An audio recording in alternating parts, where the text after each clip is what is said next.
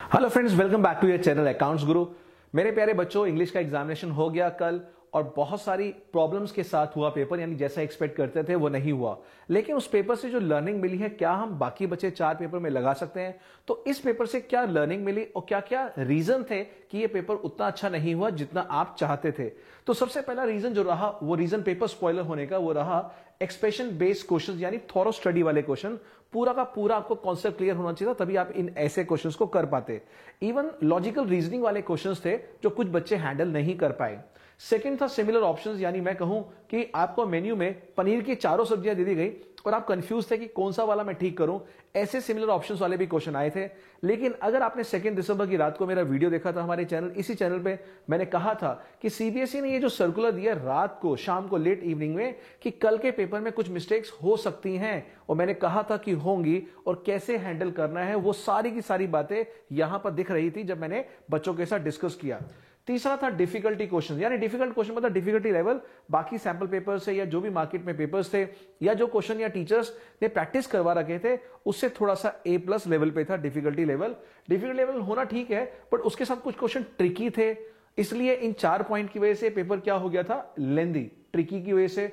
और यहां पर कुछ क्वेश्चन थे बहुत ही थॉट प्रोवोकिंग, यानी पहली बार में दिमाग में नहीं क्लिक कर रहे थे, चाहे वो लिटरेचर पार्ट हो। तो कहने का मतलब है ओवरऑल अगर ये 6 पॉइंट देखें तो क्या एवरेज स्कोर आने वाला है इंग्लिश के अंदर 40 में से, वो रहेगा 32 से 35 का एक एवरेज स्कोर रहेगा।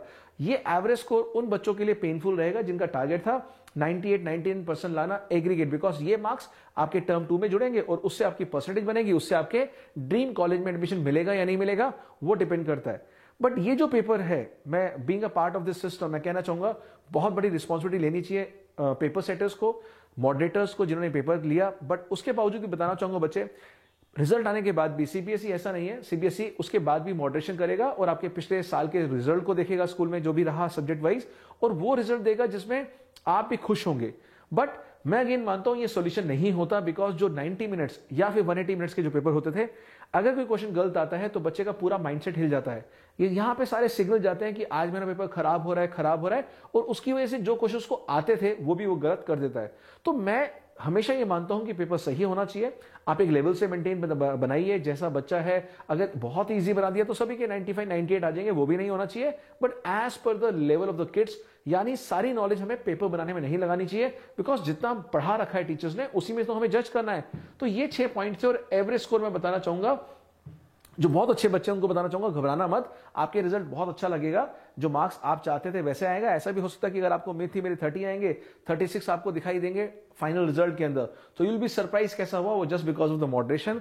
इंटरनल अगर पेपर खराब आता है, कोई क्वेश्चन खराब आता है या इस तरह की प्रॉब्लम आती है, जो 6 पॉइंट हमने डिस्कस किए, करेक्शंस या फिर जो रिजल्ट है वो बहुत बेटर आता है। तो बिल्कुल चिंता ना कीजिए, इससे हमें सीखना है आगे वाले पेपर्स को, मैथ्स है, बिजनेस स्टडीज, अकाउंटेंसी, इकोनॉमिक्स और बाकी जो 10th और 12th के बच्चे हैं वो मान के चलिए जब जब पेपर ऐसा आता है चेकिंग लीनियंट होती है। आप कहेंगे सर एमसीक्यू है, इसमें क्या चेकिंग लीनियंट होना, उसके बावजूद भी आपको मार्क्स बहुत अच्छे आएंगे। तो ये वीडियो सिर्फ इसलिए बताने के लिए, अभी भी कुछ बच्चे परेशान हैं और मैथ्स में या अपने बिजनेस स्टडीज में मन नहीं लगा रहे, तो ये मैं आपको बताने के लिए आया हूं। प्लीज प्लीज प्लीज मेरे प्यारे बच्चों, बहुत चिंता है मुझे आपकी, कहीं आप अभी भी उसमें फंसे हैं, बार बार पेपर देख रहे हैं और टीचर से आंसर डिस्कस कर रहे हैं, आंसर की को देख के कि मेरा सही है गलत है, मत कीजिए। बिकॉज जहां तक मैसेज या इंफॉर्मेशन जानी थी वहां तक पहुंच चुकी है, अब आपका रोल खत्म होता है।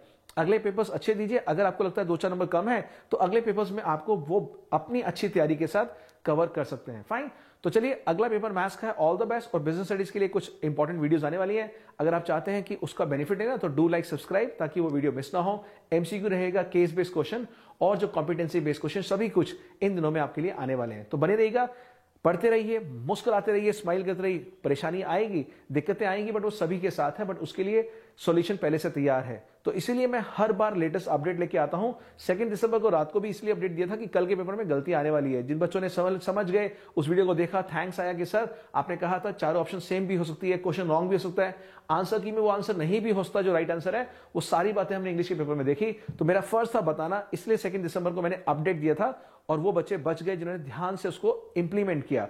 ऐसे ही मोर अपडेट्स के लिए बने रहिए हमारे चैनल अकाउंट्स ग्रुप पे, the most authentic channel for the commerce subject videos and the CBSE updates. So bye bye, take care, मिलते हैं एक और बहुत ही यूजफुल वीडियो के साथ। बहुत अच्छे से अपना ध्यान रखिए। Thank you, love you all.